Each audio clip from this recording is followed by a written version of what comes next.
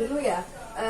Nama saya Devki Pratiwi. Saya di sini sebagai mahasiswa Fakultas Ilmu Pendidikan Universitas Trunojoyo Madura, program studi Pendidikan IPA. Sekarang kakak ingin kalian juga memperkenalkan diri. Silakan dimulai dari kamu. Perkenalkan, nama saya Rizkalinya, saya kelas 3 SMP, Kak. Perkenalkan, nama saya Diriska Valisa, saya kelas 3 SMP. Perkenalkan, nama saya Mustafa, saya kelas 3 SMP, Kak. Oh ya, berarti di sini rata-rata SMP semua kan ya? Iya. Ya. Di sini kakak ingin bertanya, kira-kira apa yang kalian ketahui mengenai virus corona? Saya Kak, Iya. virus corona itu adalah virus yang berasal dari Wuhan di Cina.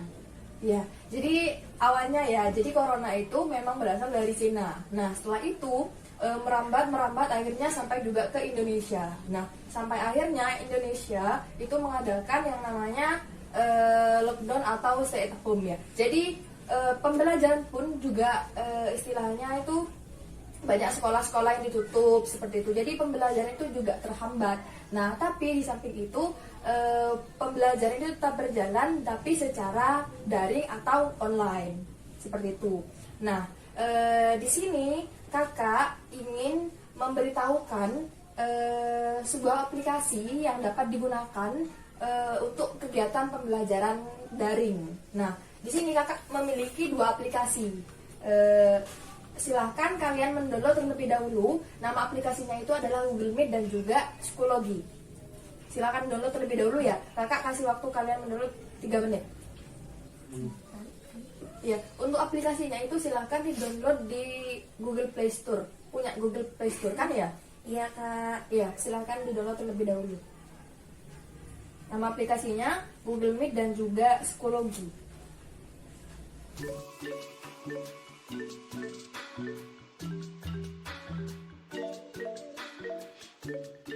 Sudah mendownload aplikasinya kan ya? Sudah, Kak. Sudah. Ya, jadi yang pertama di sini kakak akan menjelaskan mengenai cara penggunaan dari aplikasi Google Meet. Nah, untuk Google Meet itu sendiri biasanya digunakan untuk pertemuan, bisa juga rapat. Nah, bisa juga kegiatan pembelajaran secara online. Nah, di sini biasanya guru itu ketika akan memberikan pelajaran atau ketika akan memulai sebuah rapat atau pertemuan, biasanya nanti guru itu akan memberikan sebuah link.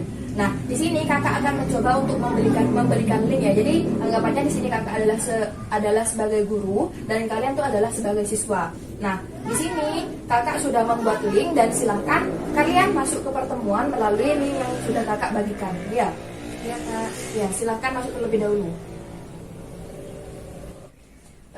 Lilis, Deriska dan Mustafa sudah masuk ke linknya kan ya? Sudah. Ya, di sini kalian juga sudah terhubung.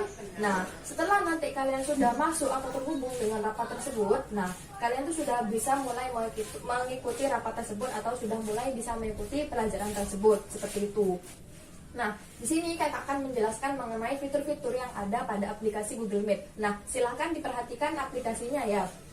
Di sini pada aplikasi Google Meet itu ada lingkaran berwarna merah itu kan ya? Iya. Nah, kalau untuk yang lingkaran yang berwarna merah ini biasanya adalah untuk mengakhiri atau untuk meninggalkan rapat tersebut. Jadi misal kalian ingin meninggalkan rapat tersebut, kalian bisa memencet atau memilih lingkaran yang berwarna merah ini ya. Iya, Kak. Kemudian setelah itu di pinggirnya itu ada icon yang bentuknya seperti kamera atau istilahnya gambar video gitu ya. Nah, di situ adalah untuk mematikan atau menghidupkan kamera kalian. Jadi misal kalian itu mengaktifkan kamera itu, maka nanti wajah kalian itu akan terlihat di rapat tersebut. Namun apabila kalian memencet kembali aplikasi tersebut sampai nanti ada tanda silang pada gambarnya, pada ikonnya, itu berarti wajah kalian itu tidak akan terlihat di rapat tersebut seperti itu. Icon selanjutnya itu ada gambarnya seperti mikrofon ya. Iya kak. Nah, untuk mikrofon itu sendiri fungsinya adalah semisal suara kalian tidak ingin didengar pada rapat tersebut, itu kalian bisa memilih atau memencet icon tersebut sampai nanti tombolnya itu atau ikonnya itu bertanda silang. Nah, kalau seperti itu nanti suara kalian itu tidak akan terdengar pada rapat tersebut. Tapi apabila kalian ingin mengajukan sebuah pertanyaan, nah itu kalian baru bisa ketika kalian ingin istilahnya ingin bertanya ya. Nah, itu kalian bisa memencet icon mikrofon tersebut sampai nanti mikrofon tersebut tidak bertanda silang. Nah, baru setelah itu suara kalian itu akan terdengar pada rapat tersebut seperti itu. Nah, untuk icon yang ketiga itu ada icon yang bertanda titik 3 ya. Iya. Nah, pada icon yang bertanda titik 3 itu, nah kalian di situ kan ada pesan dalam panggilan, ada bagikan layar, aktifkan teks, laporkan masalah, laporkan penyalahgunaan. Nah, di situ biasanya kalau untuk absen atau mungkin ada pembagian link untuk absen ya. Nah, itu biasanya ada pada pesan dalam panggilan. Nanti silakan kalian ketik itu atau pencet pesan dalam panggilan. Nah, nanti di situ akan banyak sekali keluar pesan-pesan yang muncul seperti itu. Ya, jadi mengenai penjelasan dari fitur-fitur yang ada pada aplikasi Google Meet itu saja. Apakah ada yang ingin ditanyakan? Tidak ada. Tadi sudah jelas kan ya? Ya, Kak, sudah Ya, jelas. baik. Kalau memang sudah jelas, kita lanjut pada aplikasi yang kedua. Itu nama aplikasinya adalah Psikologi. Namun sebelum kalian masuk ke aplikasi Psikologi, kalian tuh daftar terlebih dahulu. Nah, cara daftarnya seperti apa, Kak? Nah, cara daftarnya itu pada bagian bawah aplikasinya itu ada tulisan Sign Up for Psikologi kan ya? Iya kak. Nah, di situ Sign Up itu adalah daftar. Nah, jadi kalian tuh pencet itu terlebih dahulu. Silakan dipencet ya. Sign Up for Psikologi atau daftar. Nah, setelah itu nanti di situ ada 3 pilihan kan ya, ada instructor, ada student dan juga ada parent. Nah, di sini kalian tuh kan bertindak sebagai siswa ya. Jadi kalian tuh memilih student. Silakan dipilih student. Nah, setelah kalian milih student, nah nanti di situ kan ada Sign Up for Psikologi dan akses kode. Nah, di situ kalian silahkan masuk melalui kode yang telah kakak berikan ya. Silahkan kalian masuk dengan kode yang telah kakak berikan. Nah, kalian masuk, sekarang akan menjelaskan mengenai fungsi dari fitur-fitur yang ada pada aplikasi Psikologi ini. Nah, di sini yang pertama ya, di situ ada di pojok kiri atas itu ada garis 3 kan ya? Silakan lihat di HP-nya. Ada garis 3. Ya. Nah, garis 3 di sini, di situ kan ada banyak sekali icon ya, ada message, notification, request, home, course, group dan lain sebagainya. Nah, di sini setelah ketika kalian ingin masuk kelas itu nanti atau mungkin kalian ingin mengecek suatu kelas, kalian itu tergabung pada komunitas kelas di mana, itu silakan kalian pencet pada course, di bawahnya home. Ada kan ya? Iya. Jadi ada pada baris yang 1, 2, 3, 4, 5. Ada pada baris yang kelima. Itu namanya course. Nah, silakan kalian pencet course itu. Nah, di situ nanti kalian akan ketahuan kalian tuh tergabung pada komunitas kelas yang mana. Atau mungkin jika kalian ingin masuk kepada kelas yang lain, nah di situ kalian bisa menambahkan kelas yang lain itu di course itu kan di sebelahnya course itu ada tanda plus kan ya? Ya. Nah, di tanda plus itu kalian silahkan memasukkan kode dari guru kalian nanti ya. Jadi silahkan masukkan kodenya dan kalian klik join. Nah, setelah kalian klik join itu nanti kalian sudah akan masuk ke komunitas kelas kalian seperti itu. Nah, kemudian di sini setelah kalian masuk pada course ya, misal kalian sudah masuk pada suatu kelas. Nah, di sini pada kelas itu kan ada yang namanya materials, ada yang namanya updates, ada yang namanya upcoming, dan ada yang namanya grades. Nah, untuk materials itu sendiri, nah itu materials itu bisa berisi mengenai materi apa yang akan diajarkan oleh guru atau materi yang akan diberikan oleh guru, atau bisa berisi mengenai tugas, atau bisa juga UTS dan lain sebagainya. Nah, pada materials ini nanti akan ada banyak sekali materi-materi yang dapat kalian unduh dan dapat kalian pelajari seperti itu. Nah, selanjutnya pada yang update di sebelah kanan dari materials itu ada yang namanya updates ya. Nah, untuk updates itu sendiri adalah materi-materi atau penjelasan yang berurutan dari yang lama ke yang terbaru seperti itu. Nah, untuk yang upcoming itu seperti misal kalian ada tugas itu akan dikumpulkan pada 2 hari lagi atau 3 hari lagi. Nah, pada upcoming ini nanti tugas kalian itu akan terlihat di situ.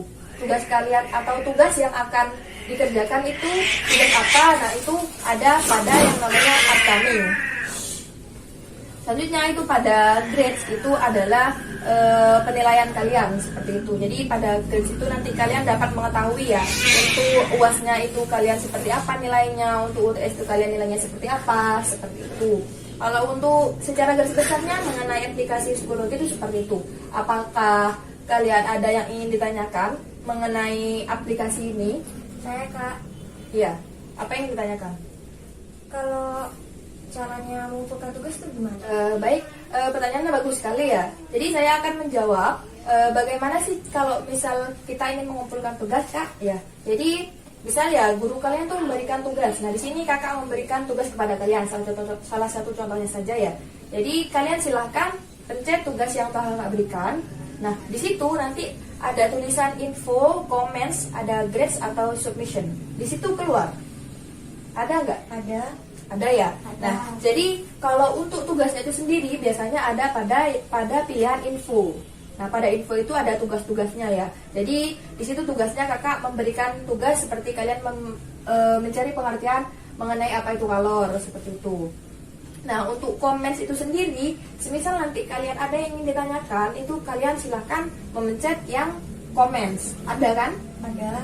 Ya, kalau untuk yang mengumpulkan tugas itu nanti kalian tinggal memencet yang namanya grades atau submission. Ada? Iya Kak, ada. Ya, pada submission itu sendiri itu nanti di pojok kanan atas itu ada tanda plus kan ya? Iya Kak, ada. Ya, di tanda plus itu silahkan kalian pencet itu. Kemudian kalian unduh file yang akan kalian kumpulkan. Jadi misal di tugasnya itu kan kalian disuruh untuk mencari mengenai pengertian dari kalor. Nah, di situ kan tugasnya itu diketikkan ya. Nah, jika kalian ingin mengumpulkan tugas itu kalian tinggal memencet yang namanya grades atau submission. Ada kan? Iya Kak, ada. Ya, jadi pada grades atau submission itu ada di pojok kanan atas itu ada tanda plus. Nah, jika kalian ingin mengumpulkan tugasnya, kalian silakan pencet tanda plus itu. Kemudian kalian pilih atau unduh tugas mana atau file mana yang akan kalian kirimkan pada tugas tersebut.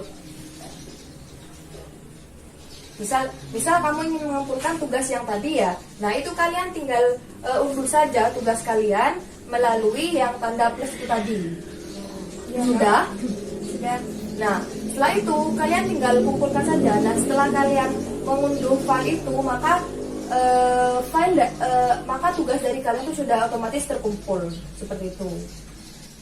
Ya, jadi untuk cara pengumpulannya seperti itu tadi. Yang seperti kakak jelaskan, apakah jawaban kakak sudah jelas? Iya Kak, sudah. Sudah dimengerti kan ya? Iya. Ya, jadi untuk penjelasan dari fitur-fitur atau icon yang ada pada aplikasi psikologi itu saja. Apakah ada yang ingin ditanyakan? Tidak.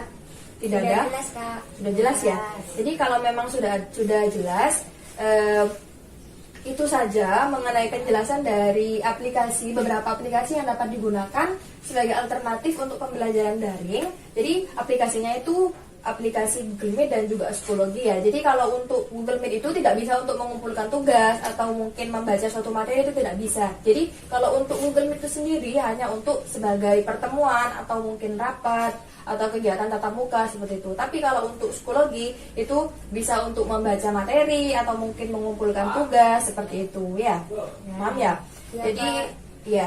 Jadi kalau semisal nanti teman-teman kalian itu tidak ada yang tahu, silahkan nanti kalian beritahu mengenai aplikasi ini ya. Jadi semoga